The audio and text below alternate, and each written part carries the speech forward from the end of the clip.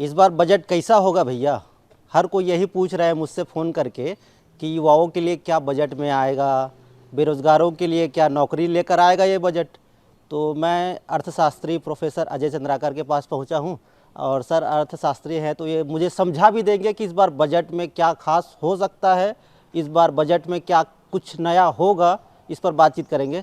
सबसे पहले तो अजय सर, सब एबीपी न्यूज़ आपका स्वागत है। Thank you Ravi ji. Sir budget पर हमेशा बात करते हैं, लेकिन बजट के बारे में लोगों को एक जानकारी होनी ज़रूरी है, जो कि मुझे नहीं है, इसीलिए मैं पूछ रहा हूं कि सर बजट, अभी हम लाखों करोड़ों का बजट देखते हैं, शुरुआत कितने से हुई थी, कैसे एक ग्रोथ करते करते इतना बड़ा बजट हो गया हमारे भारत का बजट सर? देखिए, जब भारत स्वतंत्र हुआ जी। तो भारत की टोटल हाँ। बजट की साइज थी 5,000 करोड़ रुपया। अच्छा। और अभी जो आज आर्थिक सर्वे जो आया है, संसद के पटल पर रखा गया है, जी। उसमें 270 लाख हजार करोड़ की बात हुई है और इसमें 11% विकास दर की बात की गई है। इसका मतलब ये है कि कल जो बजट आएगा उसमें 300 लाख करोड़ का हमारा बजट का साइज होगा। तो ये है, और ग्लोबलाइजेशन के बाद भारत में जो बजट का साइज रहा है, हाँ। उसमें काफ़ी तेज़ी से वृद्धि हुआ है। अच्छा, हमारे दर्शकों को भी मैं एक सवाल पूछूंगा कि 300 लाख करोड़ का बजट बोले ना सर, जी। इसमें कितना जीरो लगता है वो कमेंट करके ज़रूर बताइएगा सर। दूसरा ये चीज़ कि यूक्रेन वॉर चल रहा है सर, तो बजट पर इसका कोई असर पड़ता है, दिख रहा है? डेफिनेटली। इसके कारण से क्या है कि ग्लोबल जो महंगाई आई, अब वह महंगाई एक जिद्दी महंगाई के रूप में रही। जी। जिद्दी महंगाई होने के कारण क्या हुआ कि मांग में कमी आ गई। हाँ। मांग में कमी आने से इंडस्ट्री जो है वो उत्पादन घटा दी, जी। और उत्पादन वो घटा दी जिससे रोजगार में कमी आ गई। जी। अब इसके कारण से सरकार को ज़्यादा जी।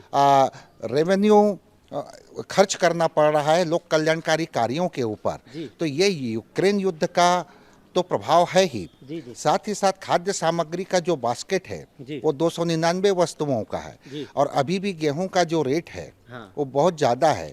इवन चावल का भी रेट काफ़ी ज़्यादा है। तो उस हिसाब से ये जिद्दी महंगाई, यूक्रेन रूस युद्ध के प्रभाव का प्रतिकूल प्रभाव समस्त राष्ट्रों के बजट के ऊपर पड़ा है। जी सर, एक ज़रूरी चीज़ जो हम लगातार देख रहे हैं यूक्रेन वॉर के बाद की श्रीलंका का हालत आपने देखा, पाकिस्तान में अभी जो हालत बने हैं, भुखमरी की स्थिति आ गई है, तो ये सब कुछ असर करेगा बजट में? देखिए, लंका, कर्ज की लंका को हम अपने पड़ोसी राज्य में देखें। हाँ। लेकिन पाकिस्तान में जो अभी वर्तमान स्थिति में खासतौर से पेट्रो जो सामग्री है उसमें वृद्धि हुआ है, अप्रत्याशित वृद्धि। हाँ। लेकिन भारत के साथ सबसे बड़ी बात यह अच्छी रही कि भारत में फॉरेन करेंसी विपुल पैमाने पर उपलब्ध है। हाँ। और विपुल पैमाने पर उपलब्ध होने के कारण भारत के बजट के ऊपर इसका आंशिक असर पड़ेगा, लेकिन भारत के इकोनॉमिकल गतिविधि में कोई इम्पैक्ट नहीं छोड़ पाएगा। भारत सबसे बड़ा लोकतांत्रिक देश है सर। भारत में लोकतंत्र का बड़ा पर्व इस साल भी है और अगले साल भी है। 9 राज्यों में शायद इस साल चुनाव है और अगले साल लोकसभा चुनाव है। बजट में क्या सरकार इसको भी ध्यान रखेगी? बिल्कुल, सरकार पॉपुलिस्ट बजट कुछ हद तक रखेगी। जी। लेकिन इस सरकार की विशेषता यह है सेंट्रल गवर्नमेंट की जी। कि वो अपने वित्तीय घाटा के ऊपर काफ़ी कंसंट्रेट है।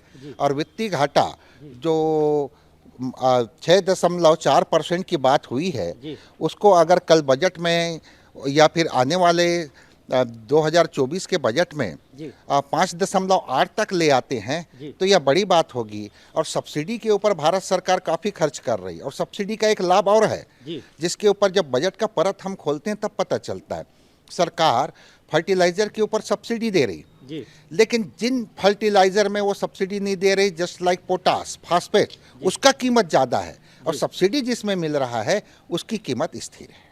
सर, युवा रोज़ सपना देखते हैं कि सर कल मुझे रोज़गार मिलेगा, लेकिन सुबह होते होते उनका ये सपना ना टूट जाता है सर। इस बार बजट से वो लोग भी उम्मीद कर रहे हैं, तो क्या अर्थशास्त्री होने के बेस पे आपको लगता है कि इस बार सरकार बेरोजगारों पर ध्यान देगी? देखिए, सरकार आत्मनिर्भर भारत की बात कर रही है। मैन्युफैक्चरिंग के ऊपर कई ऐसे विषय रहे हैं जिसके ऊपर चाहे मोबाइल सेक्टर के ऊपर हम कहें या इलेक्ट्रॉनिक सेक्टर के ऊपर सरकार काम की है, लेकिन सरकार साफ कहती है कि उद्यमी बनिए। और प्रधानमंत्री जी कई बार अपने भाषणों में इसका जिक्र किए हैं, खुद काम करिए, अपने साथ में अनेक लोगों को काम दीजिए। लेकिन रोजगार का मतलब सिर्फ ये नहीं है कि सरकारी नौकरी, हाँ सरकारी नौकरी का जो पोस्ट सेंक्शन है, इवन सेंट्रल गवर्नमेंट भी बोली है और कुछ स्टेट गवर्नमेंट भी बोले हैं कि हम कहीं 10 लाख नौकरी देंगे, तो वो क्या कॉन्ट्रैक्ट सिचुएशन में होगा या फिर परमानेंट होगा। लेकिन आज के ज़माने में जो दुनिया में हो रहा है वर्चुअल पेमेंट दिखाई दे रहा है, तो भारत भी इस नीति को अपना रही। रवि जी सर शॉर्ट में बताइएगा कि सर बजट में 5 बड़ी बातें क्या हो सकती है जो आप अपने अनुभव से समझ पा रहे हैं। देखिए, इस बजट में सबसे बड़ी बात ये होगी कि सरकार जो स्ट्रगल कर रही है जी, जो बारोइंग करती है जी, बारोइंग करने के कारण मतलब जो लोन लेती है सरकार, जी, अब यह अनुमान है जी, कि नेट जो बारोइंग हो गया सरकार का 12 लाख हजार करोड़ रुपया, और ग्रास कह सकते हैं बारोइंग का अनुमान है 16 लाख हजार करोड़ रुपया का। तो उस हिसाब से यहाँ पर सरकार लोक कल्याणकारी कार्यों के ऊपर तो खर्च कर रही है, लेकिन ऐसा निश्चित रूप से पॉपुलिस्ट बजट रखेगी कि कुछ राज्यों में जो चुनाव हैं उसमें उनकी मजबूरी भी है सरकार की कि वहाँ पर जो दे भी रही, जैसे फूड सब्सिडी बिल के ऊपर, जो खाद्य सुरक्षा के ऊपर, फर्टिलाइज़र के ऊपर, मनरेगा के ऊपर या फिर एजुकेशन के ऊपर जो वृद्धि कर रहे हैं अपने बजट में, यह काबिल तारीफ है। जी।